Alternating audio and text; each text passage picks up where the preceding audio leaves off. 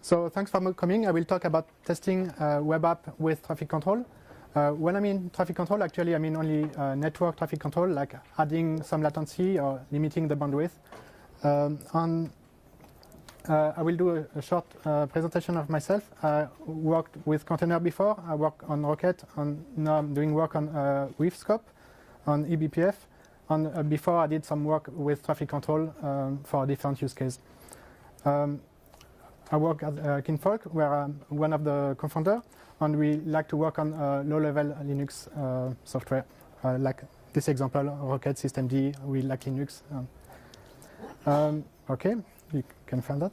I will start directly with a demo. So the demo I will show you today is this application. That's a website. That's a sock shop. You can buy socks on it. And I will just quickly go through the feature to show you. So there is a home page. There is a catalog.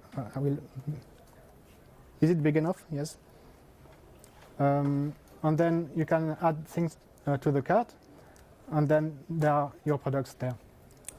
So this application, this website, has been implemented using microservice architecture.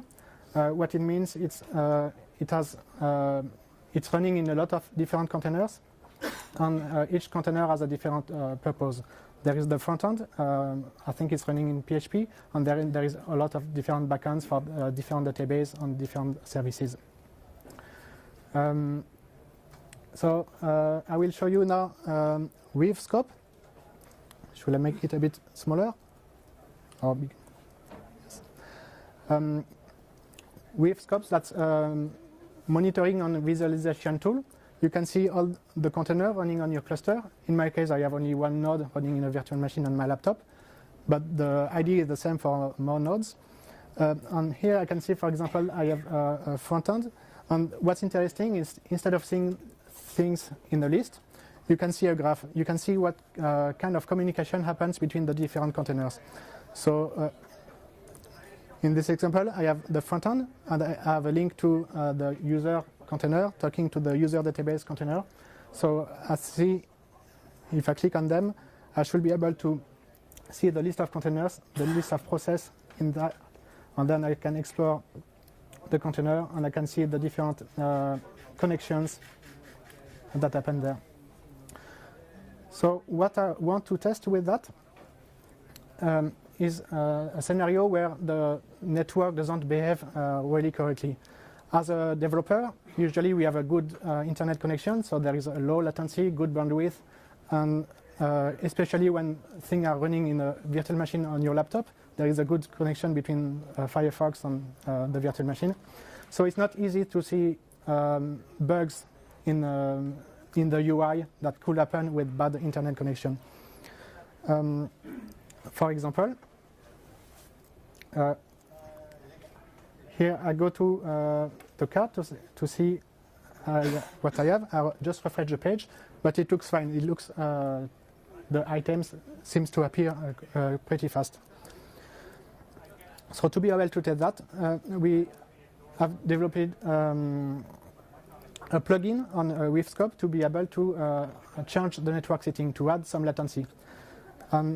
If I go, for example, to the catalog container,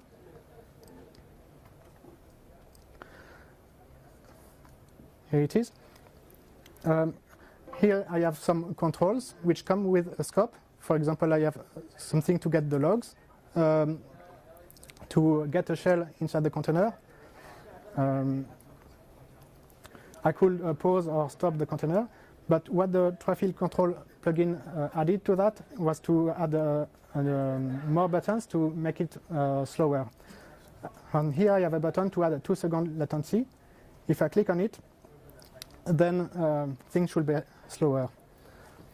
So let me go back to with socks, and I will press F12. If you don't know of Firefox, when you press F12, you have network console.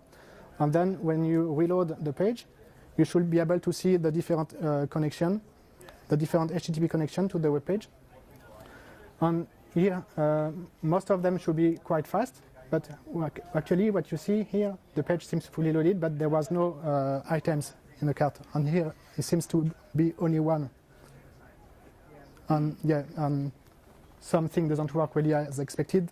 Yeah, the image doesn't come very quickly.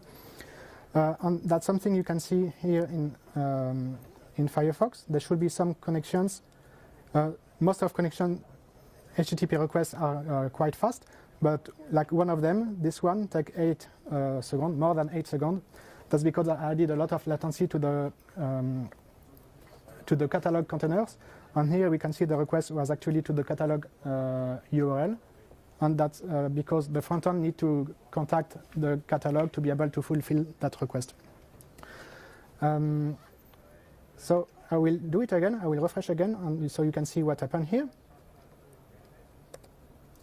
So the page looks fully loaded, but it's actually there is no spinning wheel on Firefox to say it's still loading.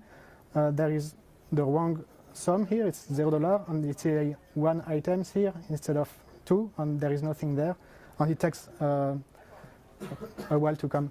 So a good user interface should have some user feedback to say it's still loading, to not confuse the user by saying there is nothing in the cart, because the user might be tempted to say, okay, I lost everything, I will try to buy again.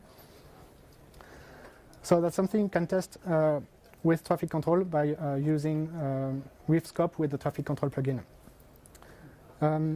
Here I will restore the settings. So now if I refresh again, it should work fine. Yeah, now it works fine again. And if I go to the catalog page, there is a similar bug. If I make it slow again, and I have some demo effect, but it's supposed to work. And I refresh the page, I click on refresh. And here it doesn't look really good UI in that case.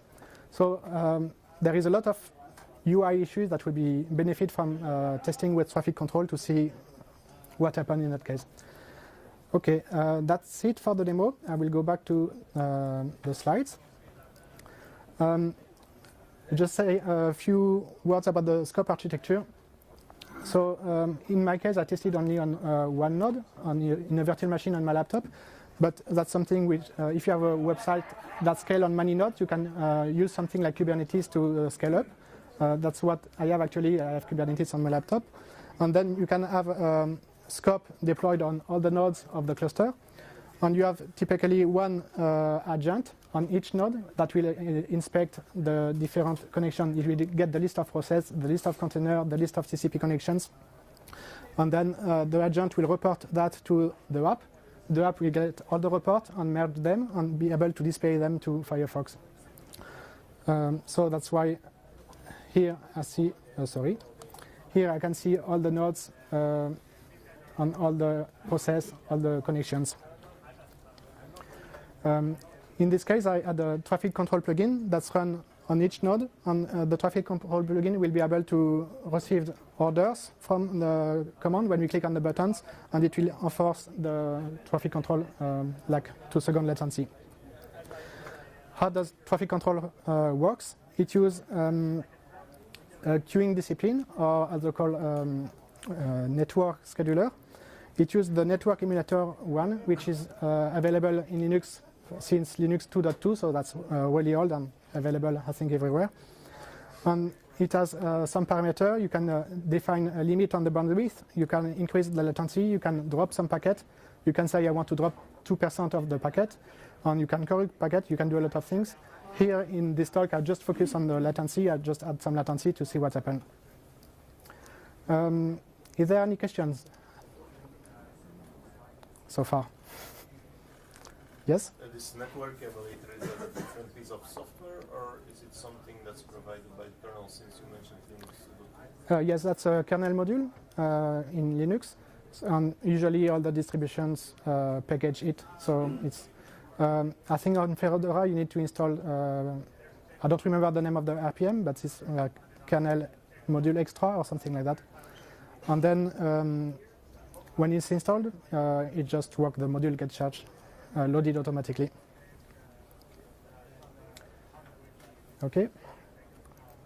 So when we want to test, we don't want to change the traffic control add latency on everything. We want to do it on only one container, the one we want to test. Like in this example, I tested on the catalog.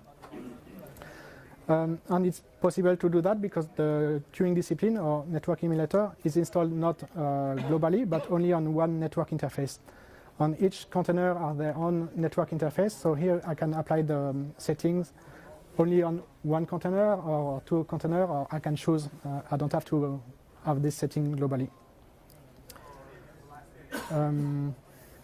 You have any other questions? Yes? So can you run this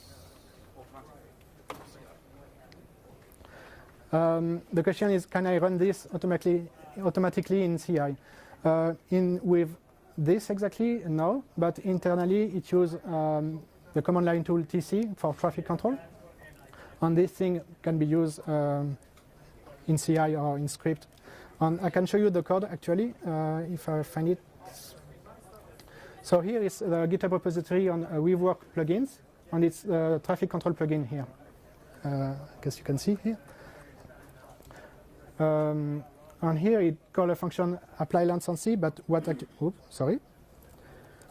does, yeah, it's in another file, but what it does, it just do a system exec to execute the TC command with the correct parameter on the correct network interface, and that's something you can script.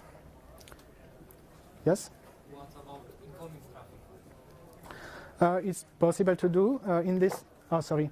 The question is, what about incoming traffic as opposed to outgoing traffic? In this traffic control plugin, I only care about outgoing traffic, but it's possible to do incoming traffic. That's a bit more difficult because you can more easily regulate what you send rather than what other people send you. But there is a kernel module called IFB for, I'm not sure what it means, IFB, I'm not sure what it means, but what you can do, you can redirect the incoming traffic to that IFB network interface, and then you can apply the setting there, and then you can, it will queue the incoming traffic. So if you use TCP, it will automatically adapt to the bandwidth or the latency, and then in practice the application will see the correct latency.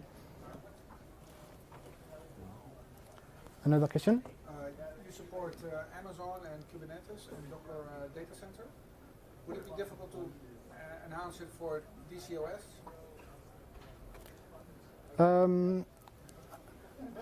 I've not tried it, but it should work as well because it's just container on network interface in the end, I guess.